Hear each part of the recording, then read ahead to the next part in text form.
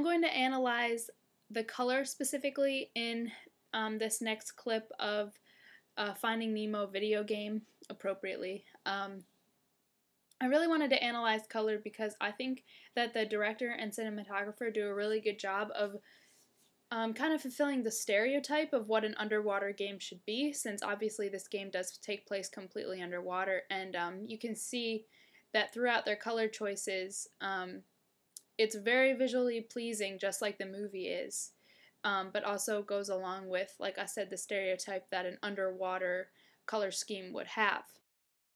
That sea anemone that Nemo just went into is a little brighter, as you can tell, than the rest of the picture, and it's visually pleasing. But the director and cinematographer did that, if you don't know the video game, did that because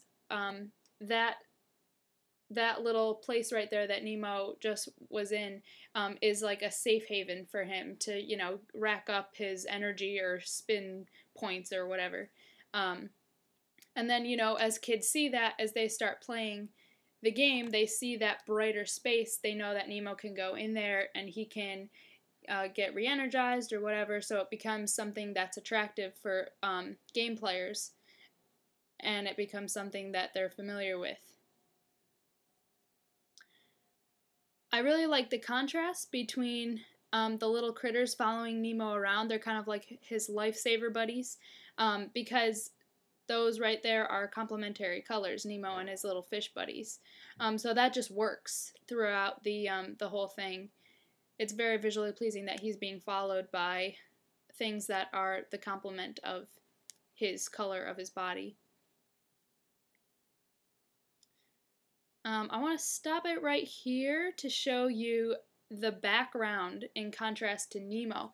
The background is a blue hue, but has different levels of that hue. The saturation's a little bit different in some parts, and altogether, it's a complete complement from Nemo. Nemo is orange, and he's the only thing that's orange in this whole sea, no pun intended, of blueness.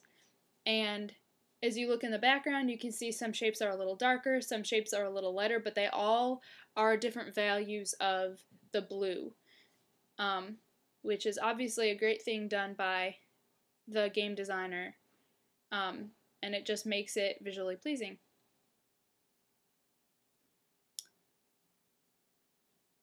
Now Nemo's going to come up and meet some of his friends here. And now Mr. Ray the stingray is kind of the thing that's blending in with the background. But Nemo and all of his friends, since they are important in this game, are made much brighter and more visual. Okay, I'm going to stop it here because I love these little shells and the contrast that they have. They are so saturated, and they're the most saturated thing that you'll see throughout the entire game as you're playing. They're very visually pleasing. They represent something good. As Nemo goes through them, you're going to see they're really going to pop with color. They represent, he's racking up his shell points. I love when he goes through them because it's so colorful. So you can, I believe that the game designer would do this because you know that when you see those colorful shells, the player is automatically attracted to them. He's going to go towards them because he wants to get those points. And it's such a huge contrast between the rest of the game. I love this next part coming up because you're going to see a big difference in color. It's not exactly complementary, but that orange contrasted with that green I think is really great. And it's kind of a little bit of the split complementary, where you have like that green and that orange and then blue also. Like I said, it's not perfectly complementary to each other, but it's really visually pleasing. And the fact that Nemo is the same color as those little things he's bouncing on, I think is really fun too.